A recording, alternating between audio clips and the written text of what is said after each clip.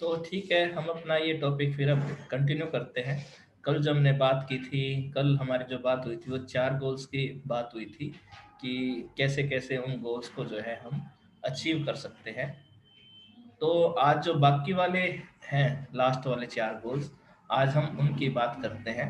कल जो हमने बात की थी वो बात की थी कि हंगर था जो, या भूखमरी थी वर्ल्ड वाइड, उसको कैसे कम किया जा सकता है। सेकंड जो गोल था वो था प्राइमरी एजुकेशन मिले सबको, और उसके क्या क्या स्टेप्स थे वो हमने डिस्कस किए। थर्ड था जेंडर इक्वालिटी, जिसे हम लैंगिक समानता कहते हैं, उसके बारे में भी हमने डिफरेंट डिफरेंट स्टेप्स जो थे वो डिस्कस किए थे। तो अभी जो आज का टॉपिक हम कर रहे हैं वो हमारा मैटरनल हेल्थ, यानी कि जो डिलीवरी के बाद जो लेडीज की हेल्थ होती है उसके बारे में हम जो है आज बात करेंगे। और मैटरनल हेल्थ को कैसे अचीव किया जा सकता है ये भी हमें देखना है। और क्योंकि जैसे कल भी हमने डिस्कस किया था कि बहुत बार देखने को ये मिलता है कि डिलीवरी के टाइम या डिलीवरी के बाद भी जो है कई बार मदर की हेल्थ काफ़ी ज़्यादा कम वीक हो जाती है, और कई बार तो हमें डेथ केस भी देखने को मिलते हैं, क्योंकि वो एक प्रॉपर केयर नहीं हो पाती जो होनी चाहिए। तो हम अपना फिफ्थ गोल पे आज हम बात करते हैं। जो फिफ्थ गोल है वो है इम्प्रूव मैटरनल हेल्थ बाय 2015, कि मातृक जो स्वास्थ्य है उसको जो है उसमें सुधार कैसे हो।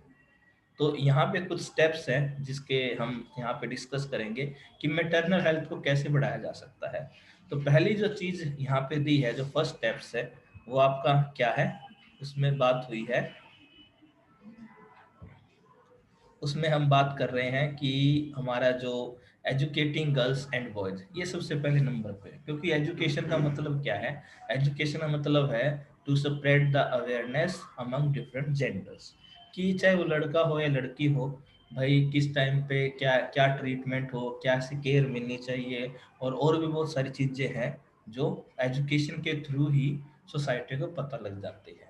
तो पहला जो स्टेप रहेगा, फर्स्ट स्टेप, वो क्या है, एजुकेटिंग गर्ल्स एंड बॉयज, की एजुकेशन मिले लड़के और लड़की को, दोनों को। फिर है रिड्यूस टीनेज प्रेगनेंसी, ये एक इम्पोर्टेंट चीज है। टीनेज प्रेगनेंसी से हमारा यहाँ पे ये मतलब है कि जैसे पहले होता था कि आज से 15-20 साल पहले 13-14 साल की उम्र में ही जो है शादी कर देती थी लड़कियों की और लड़कों की।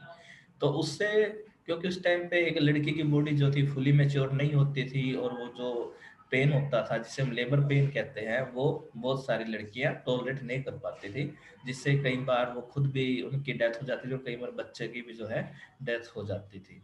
तो कहीं ना कहीं ये सबसे बड़ा रीजन रहता था कि वो बिल्कुल अर्ली एज में, जब उसकी बॉडी मैच्योर नहीं होती, तभी उसकी शादी कर दी जाती थी। और कई बार ये बायोलॉजिकल भी बहुत सारी चीज़ें इमेच्योर रहती थी, इसलिए उस टाइम पे जो मैटरनल हेल्थ थी काफ़ी डाउन चली जाती थी।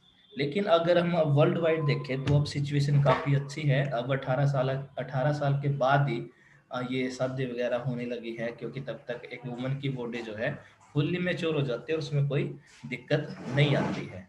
तो इसके लिए हमें क्या करना पड़ेगा, टीनेज प्रेगनेंसी को जो है कम करना पड़ेगा। जो एक मैरिज की एज है वो 18 साल, और जो डिलीवरी की एज हो वो 20 या 21 साल जो है होनी चाहिए। तीसरा जो स्टेप है वो है improving, just a minute, hello, हाँ जी, अभी मैं क्लास ले रहा हूँ, आप 20-25 मिनट वेट कर लोगे।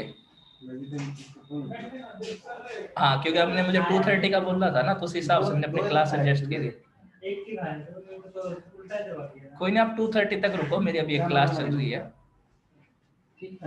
ठीक है जी, आप 2:30 पे आ जाना इधर डिपार्टमेंट। ठीक है जी।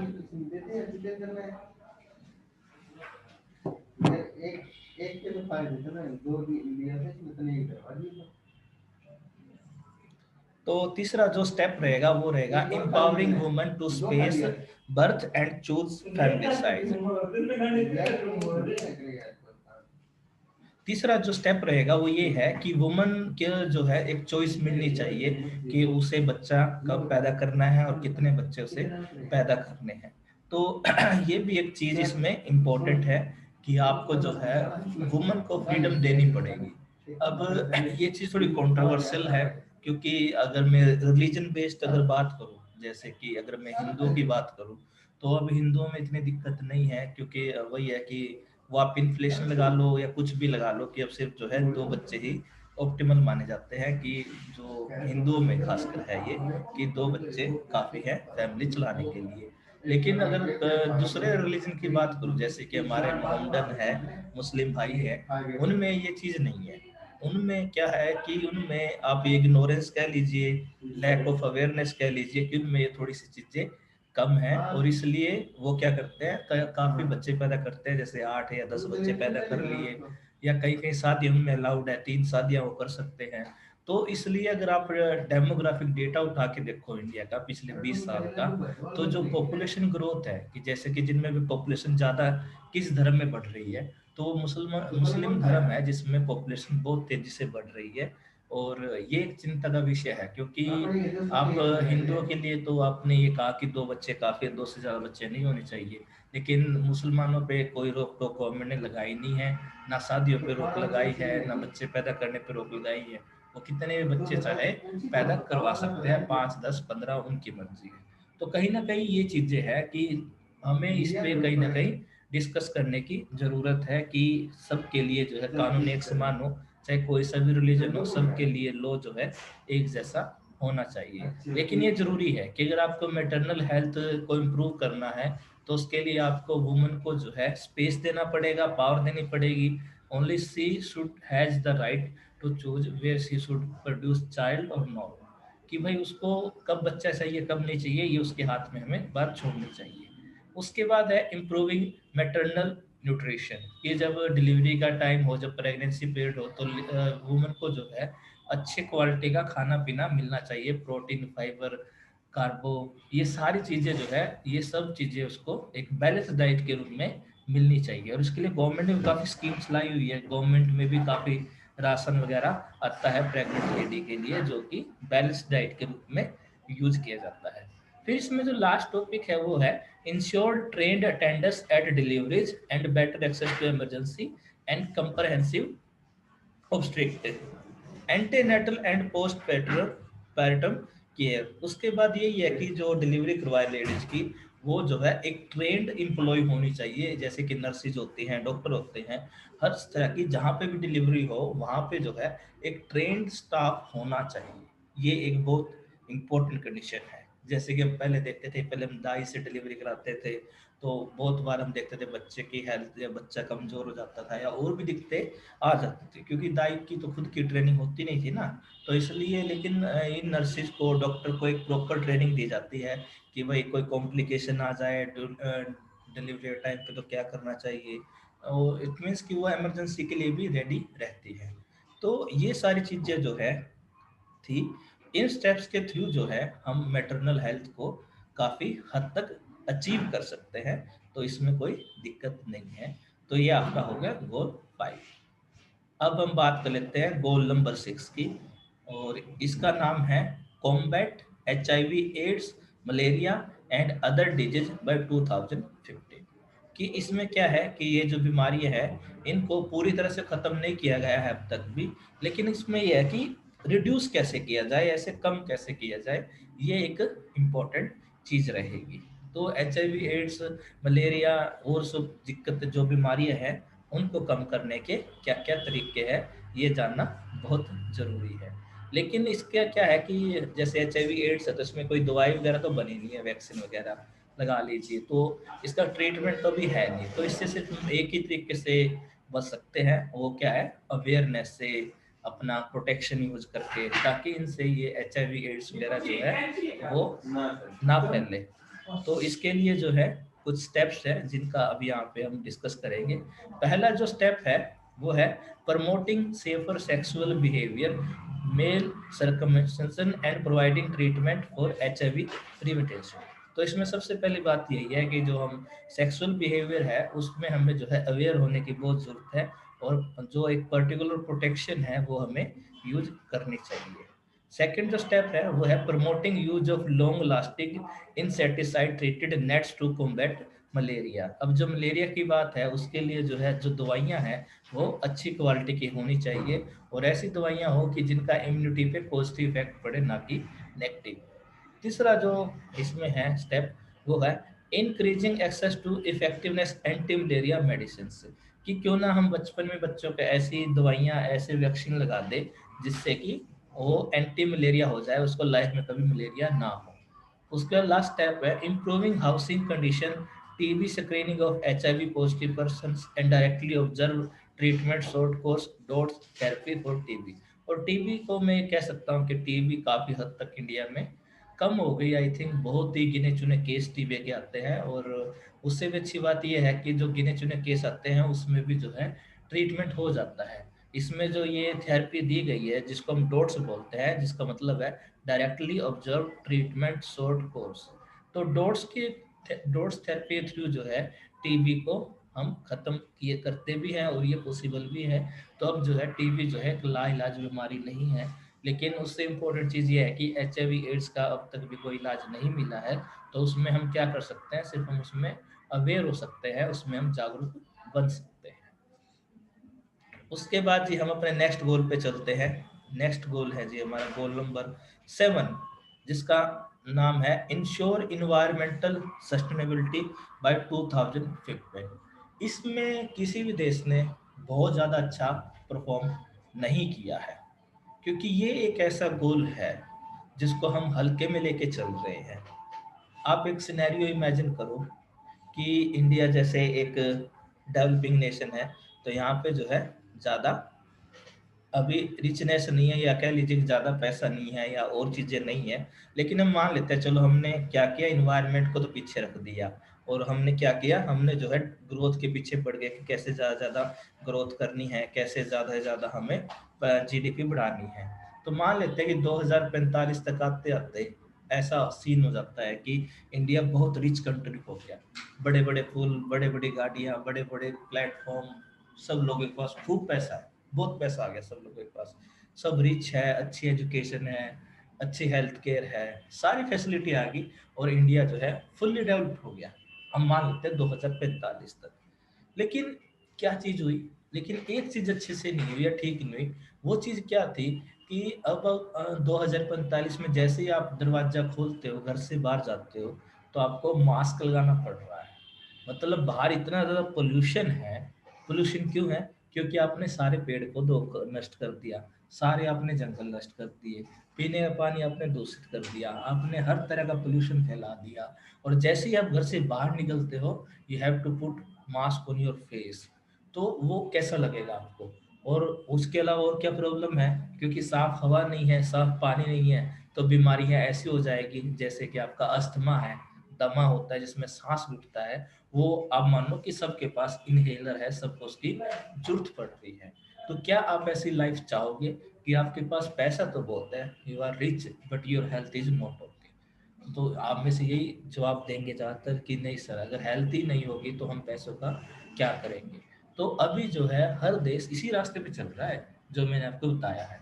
सब देश जो है डेवलपमेंट ग्रोथ के पीछे पड़े हुए हैं, लेकिन इन्वायरमेंट के ऊपर किसी का कोई खास ध्यान नहीं है। सब देशों को अपनी जीडीपी बढ़ानी है, पर कैपिटा इनकम बढ़ानी है, लेकिन वो इन्वायरमेंट की कॉस्ट पे बढ़ानी है, इन्वायरमेंट को डैमेज करके बढ़ानी है।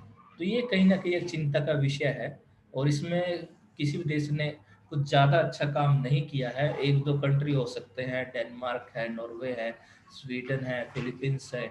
ये कुछ कंट्रीज़ हैं जिन्होंने इसमें इम्प्रूवमेंट अपनी शो की है। जैसे कि उन्होंने अपना सोलर एनर्जी की तरफ मूव ऑन किया उन्होंने बहुत सारे, और जो आपकी ये हमारी जो पानी से एनर्जी बनती है, जो हाइड्रो इलेक्ट्रिसिटी, वो भी उन्होंने इसमें इम्प्रूव किया है।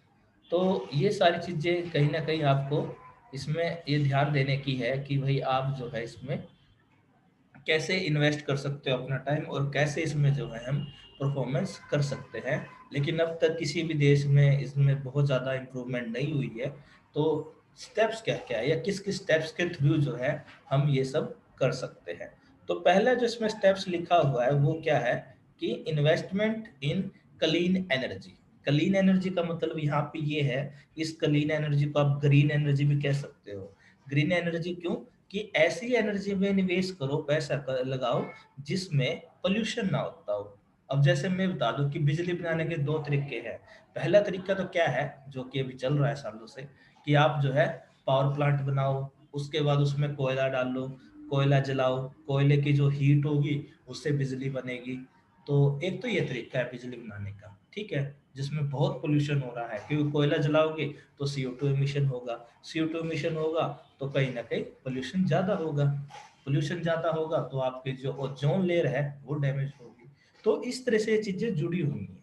तो एक तरीका तो हमारे पास यही था कि हम जो है इसमें जो ट्रेडिशनल एनर्जी है उसमें ये हम लगा दें।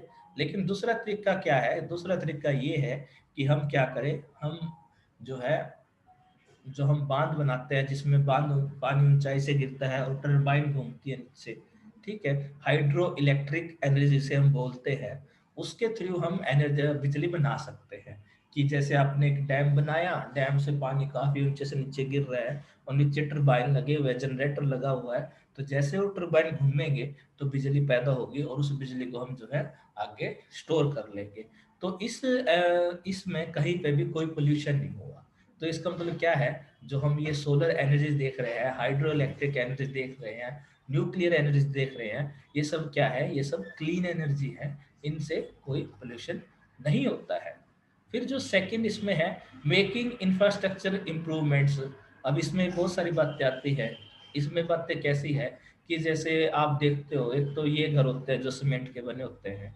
इसमें क्या है, जैसे कोई घर सीमेंट का ईंट का बना हुआ है, इसमें क्या होता है कि जैसे बाहर धूप ज़्यादा तेज है, तो जितनी ज़्यादा बाहर टेम्परेचर होगा तो बाहर की जो गर्मी है वो सीमेंट के थ्रू जो है अंदर भी आती है। यानी कि बाहर गर्मी है तो कमरा भी काफ़ी गर्म होगा, या बाहर जो सर्दी है तो अंदर कमरे में भी सर्दी ज़्यादा लगेगी।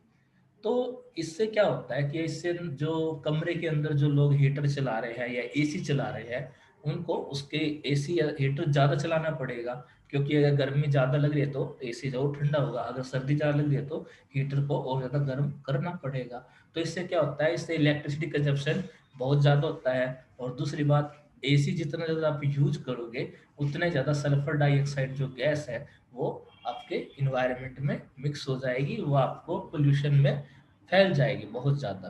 तो इसका इलाज क्या है? तो इसका इलाज ये है कि आप ऐसी बिल्डिंग्स बनाओ, आप ऐसा इंफ्रास्ट्रक्चर बनाओ कि जिससे कि आप जो है,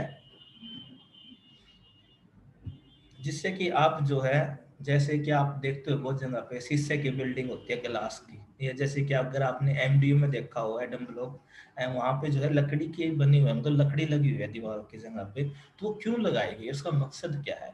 उसका मकसद ये है कि जैसे लकड़ी होती है वो क्या होती है, मिसकंडक्ट ऑफ हीट होती है, कि यानी कि लकड़ी में जो गर्मी है वो पास नहीं होती। या ग्लास है, ग्लास क्या करता है, जैसे बाहर गर्मी पड़ रही है तो ग्लास पे वो गर्मी लग के रिफ्लेक्ट होके बाहर ही वापस चली जाती है। तो इसका फायदा क्या है कि जो बिल्डिंग ग्लास से बनी हुई है, लकड़ी से बनी हुई है, तो उसका अंदर वाला जो टेम्परेचर है वो, उसमें ज़्यादा चेंज नहीं आएगा, बाहर चाहे गर्मी हो या सर्दी हो। अगर अंदर वाला टेम्परेचर चेंज नहीं होगा तो इसका बेनिफिट क्या है? इसका बेनिफिट ये है कि हीटर या एसी जो है कम चलाने की जरूरत पड़ेगी। अगर हीटर और एसी कम चला रहे हो तो इसका मतलब इलेक्ट्रिसिटी कंजप्शन कम होगा, पहली बात आपका बिल बचेगा। और दूसरी चीज़ क्या है? दूसरी चीज़ ये है कि आपका पोल्यूशन कम फैलेगा, क्योंकि आप एसी कम चला रहे हो, ये कम स्पीड पे चला रहे हो, तो वो सारी चीज़ें भी मायने रखती है। तीसरी चीज़ है इंक्रीजिंग एक्सेस टू सैनिटेशन। इसमें काफ़ी कुछ काम हो रहा है लेकिन काफ़ी काम पेंडिंग है। अगर सैनिटेशन की बात करते हैं, इसमें जैसे टॉयलेट बनवाना, ठीक है, अब नल लगवाना, थोड़ा साफ सफाई के जो काम होते हैं, जैसे गांव में सरपंच लगवाते हैं, टॉयलेट बनवाते हैं, पैसे देते हैं, तो वो सारी चीज़ें इसमें इंक्लूड होंगी। तो सैनिटेशन का मतलब ये होता है लेटरिन टॉयलेट जो भी होता है उसको ज़्यादा से ज़्यादा बनवाओ, ताकि इन्वायरमेंट वो सेफ रहे और लोग जो है खुले में शौच ना करें। इसका ये सोल्यूशन है। उसके बाद है ऑफरिंग टेक्निकल असिस्टेंस, कि इसमें जो है बहुत सारे गांव हैं, बहुत सारे जगह ऐसी है जहाँ पे ये प्रॉब्लम रहती है कि भाई वहाँ पे बहुत सारी चीज़ों की टेक्नोलॉजी नहीं है, जैसे टेलीकम्युनिकेशन लगा लो, 4G सर्विस नहीं है, या और अच्छी क्वालिटी के जो है व्हीकल्स नहीं है, या और भी प्रॉब्लम है जो टेक्निकल होती है। तो उन सब की जो है हेल्प करनी चाहिए गवर्नमेंट को। फिर है प्रमोटिंग इकोसिस्टम बेस्ड सोल्यूशन। अब इकोसिस्टम बेस्ड सोल्यूशन से मुझे एक बात याद आती है कि जैसे यहाँ पे कुछ टाइम पहले बायोगैस प्रोजेक्ट स्टार्ट हुआ था इंडिया में, कुछ गांव में, हरियाणा में भी शुरू हुआ था। लेकिन वो बायोगैस जो प्रोजेक्ट था वो बुरी तरह से फेल हो गया। मतलब वो कुछ अच्छा कर नहीं पाए, बायोगैस प्रोजेक्ट था। और उसका मैं आपको रीजन बताता हूँ क्यों। क्योंकि बायोगैस एनर्जी जो थी वो बिल्कुल अच्छी वाली एनर्जी थी। उसमें हम क्या करते थे कि जो गांव का कूड़ा कचरा था, गोबर था, जो भी था, वो हम एक प्लांट में जाके फेंक आते थे। और फिर वो क्या करते थे, उस प्लांट में उसका ट्रीटमेंट करते थे, और उस गोबर से जो है गैस बन जाती थी। और उस गैस को फिर हम गाँव में सप्लाई कर देते थे। और वो सप्लाई जब आती थी गैस की तो उसमें हम खाना बना सकते थे। तो ये थी सिंपल सी चीज़ जो काफ़ी अच्छी थी, इसमें कोई पोल्यूशन नहीं है, कुछ नहीं है, और बिल्कुल कोई दिक्कत नहीं थी। लेकिन दिक्कत कहाँ हुई, जो गांव में रहने वाली लेडीज थी उनका माइंडसेट एक अलग चीज़ थी। उन्होंने कहा कि नहीं नहीं जी, हम ये गोबर गैस हम यूज नहीं कर सकते। तो उन्होंने पूछा क्यों, क्यों नहीं यूज कर सकते? बोला जी ये गोबर गैस अगर हम यूज करेंगे तो रोटियों में जो है गोबर की स्मेल आएगी। ऐसा बहुत सारी लेडीज ने बोला जो कि उनको लगता था। ठीक है। तो ये एक तरह से क्या थी, इग्नोरेंस थी। अगर मैं आपको ये बता दूं कि एलपीजी गैस कैसे बनती है या कैसे बनी हुई है, तो आप यहीं पे वोमिट कर दोगे।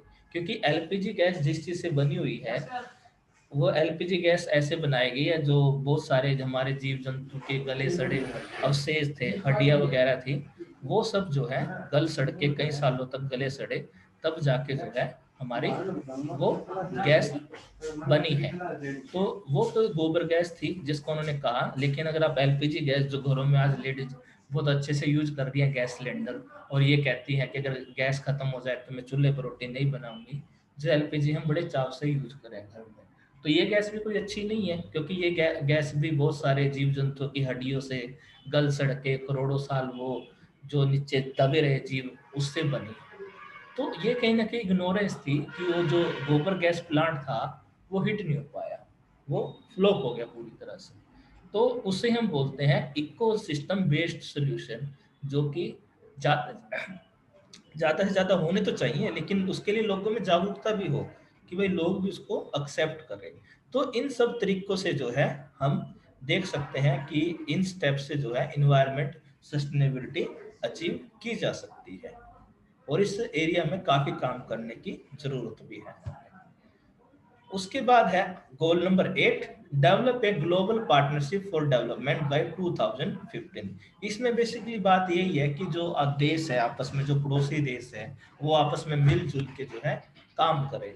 लेकिन अगर मैं एशिया में बात करूं या स्पेसिफिकली इंडो चाइना या पाक इंडिया के हिसाब से बात करूं, तो ये उतना अच्छा नहीं हो पाया है। क्योंकि पिछले 5-7 सालों से पाकिस्तान और इंडिया के बीच में टेंशन जो है ज़्यादा बढ़ी है, और इंडो चाइना के बीच में भी ज़्यादा अच्छे रिलेशन नहीं है।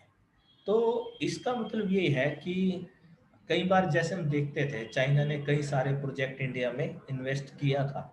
जैसे कि इंडस्ट्रियल कॉरिडोर प्रोजेक्ट था, कोई पुल बनाना है बड़ा सारा, तो बहुत जगह पे हम देखते हैं इन्वेस्टर तो अच्छे चाइना से थे। लेकिन अब बीच में कुछ बहुत सारी ऐसी चीजें हुई जिससे कि उन्होंने अपने हाथ पीछे कर लिए, या हमने उनको कहा कि हम आपसे इन्वेस्टमेंट नहीं कराना चाहते। तो कहीं ना कहीं ये गोल नंबर 8 है, इसका मतलब ये है कि दो देश जो पड़ोसी देश हैं उसमें रिलेशन अच्छे बने, और दो देश मिलके जो है डेवलपमेंट के लिए, विकास के लिए काम कर सकते हैं। क्योंकि जैसे अगर मैं 3 कंट्री का नाम लूँ, इंडिया तो डेवलपिंग है, चाइना भी डेवलपिंग है, पाकिस्तान जो है अंडर डेवलप है।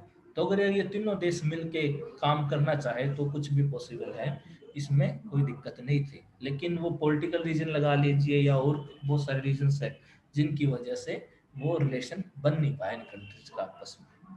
तो ये कैसे हमें अचीव होगा गोल नंबर 8? तो उसके कुछ स्टेप्स यहाँ पे दिए गए हैं। पहला जो स्टेप्स है वो है प्रमोटिंग डेट रिलीफ, कि अगर किसी देश पे कर्ज बहुत ज़्यादा है तो उसको उस कर्ज से जो है फ्री कर देना ठीक रहेगा, तभी वो सही है। दूसरा है डेवलपिंग आईटी इंफ्रास्ट्रक्चर, बड़े बड़े पुल, जंक्शन, मेट्रो, बड़े बड़े insurance company, trading, building, service sector, retail sector, IT sector, ये जो है डेवलप होना चाहिए दो देशों के बीच में, उनके बीच में जो है पार्टनरशिप होनी चाहिए। तीसरा है एक्सपेंडिंग ट्रेड एग्रीमेंट्स, कि ज़्यादा से ज़्यादा ट्रेड हो दोनों देशों के बीच में, क्योंकि अगर ट्रेड करेंगे इंडिया चाइना तो चाइना को भी बेनिफिट, इंडिया को भी बेनिफिट, और ट्रेड जितना कम करेंगे या बंद करेंगे तो दोनों देश में उसमें है। तो इसलिए जितना ज़्यादा हो सके ट्रेड होना चाहिए, उनके बीच में ट्रेड एग्रीमेंट्स होने चाहिए, वही सही है। फिर है improving access to affordable drugs, कि कुछ ऐसी दवाइयाँ जो किसी दूसरे देश में होती हैं और जो ज़रूरी है, नेसेसरी हैं ड्रग्स, उनको जो है देशों को आपस में एमओयू यानी कि मेमोरेंडम ऑफ अंडरस्टैंडिंग कर साइन कर लेना चाहिए, और कुछ उसमें विद रिस्ट्रिक्शन उसको उनको एक दूसरे को ट्रांसफर कर देना चाहिए, क्योंकि ड्रग्स के मामले में हम देखते हैं वो एक ज़रूरी चीज़ है। कुछ दवाइयाँ हैं जो बहुत नेसेसरी होती हैं हेल्थ सेक्टर में। फिर है इंक्रीजिंग पावर्टी रिडक्शन एक्सपेंडिचर, कि ऐसे ऐसे कामों में पैसा लगाना चाहिए गवर्नमेंट्स को जिनसे कि गरीबी कम होती हो। अब आप पूछोगे सर ऐसे कौन कौन से प्रोग्राम है, तो ऐसे बहुत सारे प्रोग्राम हैं, जैसे कि हमारा ये है मनरेगा है, मनरेगा में 100 दिन का रोजगार दिया जाता है। तो इस टाइप के स्कीम्स आप कह सकते हो कि होनी चाहिए, और इन इस जैसे प्रोग्राम और होंगे तो वो कहीं ना कहीं डेवलपमेंट के लिए भी अच्छा रहेगा। तो ये सारे स्टेप्स थे जिनसे हम ये 8 जो हमारे गोल थे, ये हमने आज डिस्कस किए हैं, और ये काफ़ी इम्पोर्टेंट गोल हैं और एग्ज़ाम में आ सकते हैं।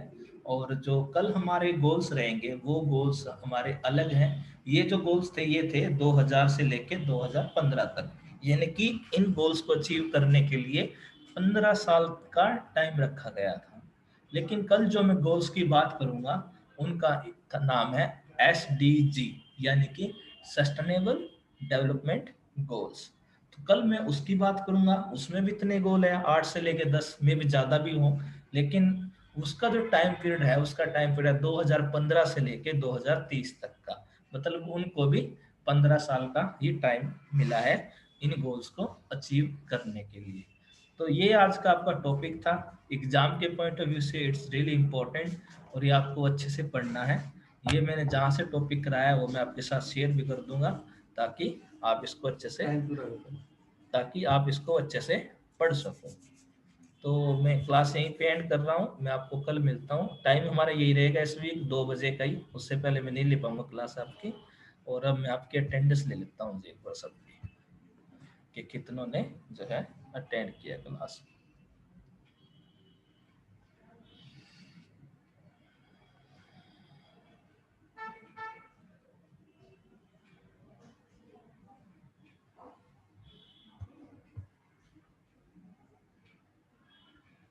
ठीक है जी, अटेंडेंस होगी आपकी, और अब मैं यहाँ पे आपकी क्लास जो है एंड कर रहा हूँ।